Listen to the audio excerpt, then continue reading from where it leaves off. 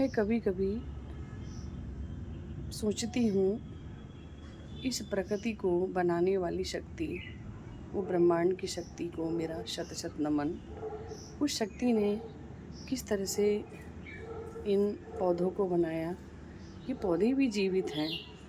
कौन कहता पौधे जीवित नहीं हैं? ये पौधे भी हमारे जीवित हैं। और ये पौधे, जब इन पौधों को मैं बड़े पास से देखती हूँ कि इन पौधों की पत्तियों को आप देखिए, ये पौधा कितना सुंदर है।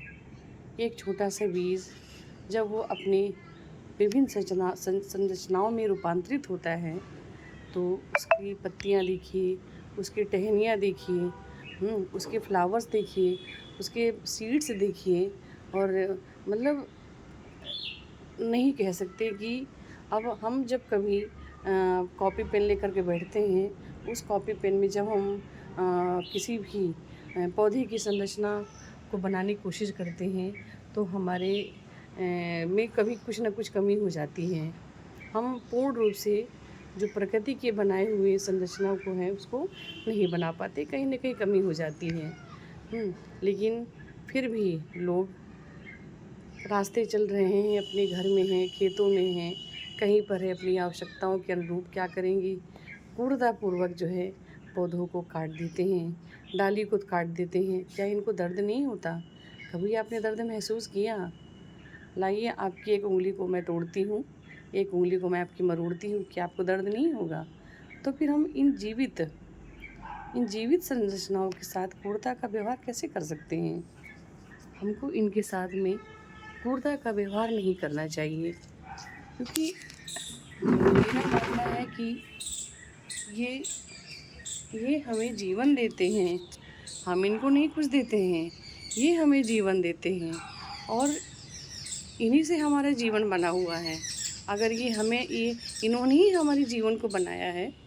अगर ये नहीं हो इस संसार में तो हम नहीं जी सकते हैं, क्योंकि ये जो पौधे हैं ये पौधे नहीं हैं। ये पौधे नहीं, ये हमारे शरीर की जान है। ये हमारे शरीर का हिस्सा है और इनको भी दर्द होता है, इनको भी दर्द महसूस होता है। लेकिन बस ये है कि ये अपना दर्द किसी से बयान नहीं कर सकते हैं। मेरा यूट्यूब देखने वालों को मेरा निवेदन है कि आप इस बार आपने देखा कि कितनी भीषण गर्मियों का सामना करना पड़ा, कितना भीषण तापमान था, उनका हमें सबको सामना करना पड़ा। और इसलिए मैं सबसे अनुरोध करती हूँ कि आप अधिक से अधिक पेड़ पौधों को लगाएं। आप सीजनल जो फल खाते हैं उन सीड्स को जो है सुरक्षित रखें। कहीं भी आप जा रहे हैं उनको थोड़ा सा 2 मिनट का मेहनत करके उन सीड्स को कहीं मिट्टी में दबा दें ताकि बड़ा पौधा बन सके। कहते हैं कि आदमी जब जीवित रहता है तो वो सोचता है कि मैं भगवान के धाम जाने से पहले सारे कर्ज उतार दूँ इस पृथ्वी में, जिसका मैंने कर्ज लिया हुआ है सबको उतार दूँ। लेकिन आपको शायद मालूम नहीं है कि जब इंसान की मृत्यु हो जाती है, मृत्यु होने के बाद जिस सैया पर उसको लिटाया जाता है जलाने के लिए, उन लकड़ियों का कर्ज अपने साथ में लेके जाता है। उस लकड़ी का कर्ज वो कभी नहीं चुका सकता है।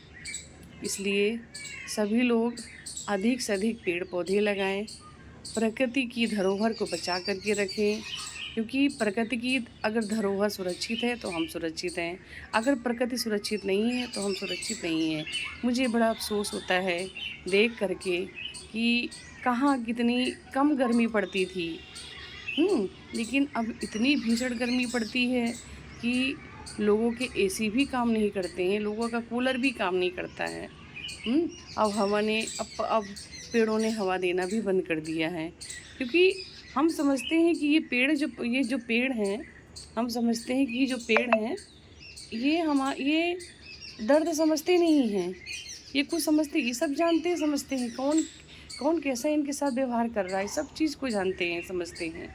इसलिए अगर प्रकृति के साथ क्रूरता हम करते हैं तो प्रकृति उसका दंड हमको देती है, सिर्फ सबक सिखाने के लिए कि हे प्राणी तू सावधान हो जा। लेकिन लोग नहीं समझते हैं। इसलिए प्रकृति की संरक्षण को, इस धरोहर को हमको सबको बनाए रखना है और इस प्रकृति की संरचना को बनाए रखना है। हमारा भारत देश बहुत ही सुंदर है और इस प्रकृति आप कभी भी किसी पेड़ के पास बैठ जाइए, उसका चिंतन करिए, उसका मनन करिए। राधे राधे।